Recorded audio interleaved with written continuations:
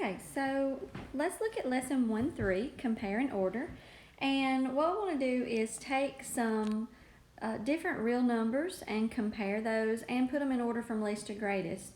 So to start with, let's look at approximating an irrational number like square root of 10 or square root of 2 or something like that. And so for our first example,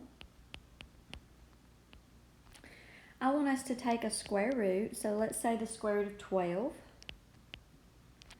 and I want us to tell what two whole numbers does the square root of 12 fall between.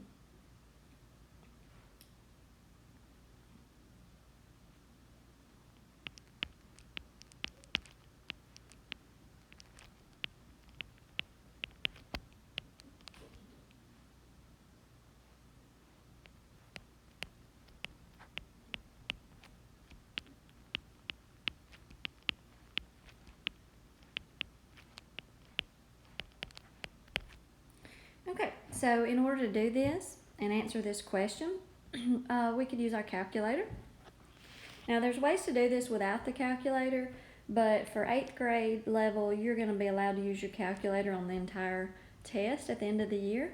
And so you're allowed to use it in here on your assignment. So what we're going to do is put square root of 12 in our calculator. So I'm going to do that now. When I put square root of 12 in my calculator, what I get obviously is an irrational number, so it's a decimal that does not terminate and does not repeat. And this is what my screen shows, but obviously it runs out of room, so it would continue on and on. So in order to tell what two whole numbers square root of 12 falls between, if I have the decimal 3.4641 and on, then I know that my number square root of 12 is above 3. So that means on a number line it would fall between 3, and then the next number up from 3 would be 4. So the answer to that question would be it would fall between 3 and 4.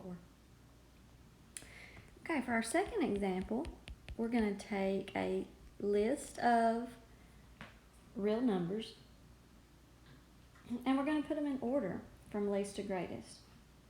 So I'm going to start with the list. Whoops. And I'm going to jot the list down.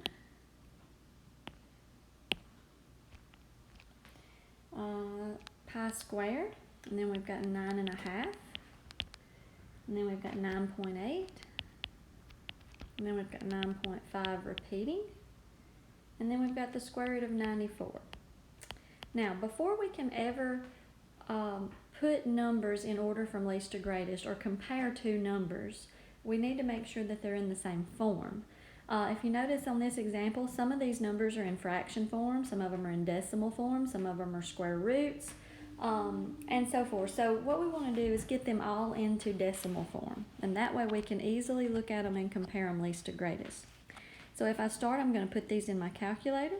I'm going to start out with pi squared. So in my calculator, I'm going to put pi, and then I'm going to square it. So that gives me the decimal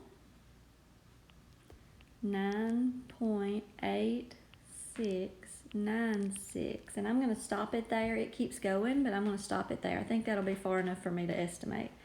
9.5 is 9.5. 9.8 is already a decimal, so I will just leave it. Now 9.5 repeating is 9.555 and on and on and on. And then square root of 94, I need to put that in my calculator. Square root of 94 is 9.69535. It just keeps going. Okay, so if I look at these, I want to put these in order from least to greatest. So comparing one digit at a time, every one of these numbers starts with a 9. So I need to move to the next digit. The next digit on this one is an 8, a 5, an 8, a 5, and a 6. So obviously the two 5s are smaller, and to compare which one is the smallest of those, I would look to the next digit to the right. To the right of 9.5, there's nothing, so that would be 0. And to the right of this one, 9.5 repeating, there's another 5. So that means just the 9.5 is the smallest. So I'm going to list these back.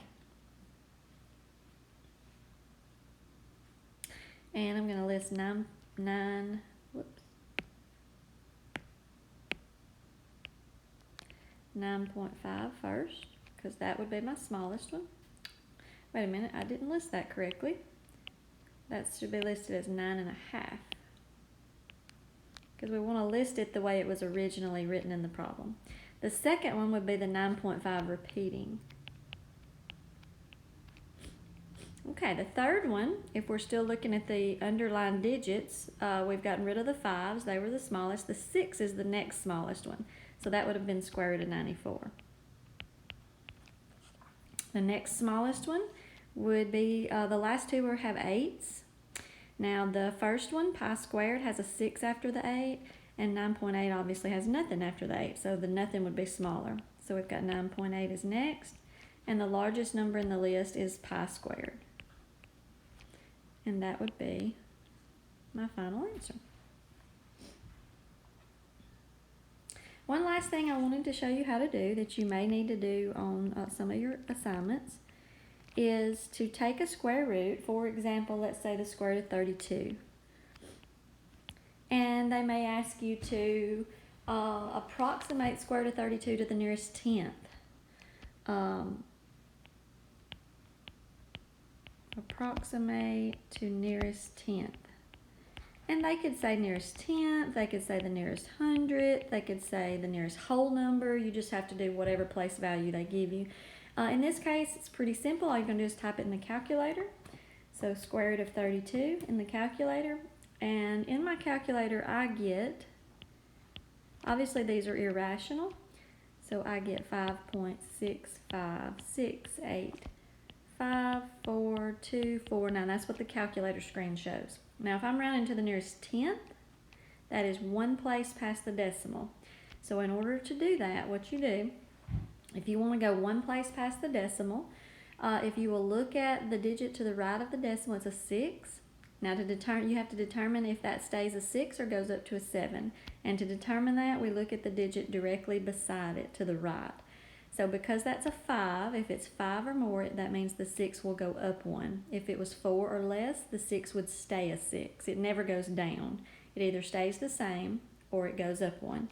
So to do this to the nearest tenth, it's either going to be 5.6 or it could go up 1 to 5.7 if that was a digit 5 or more, and it is.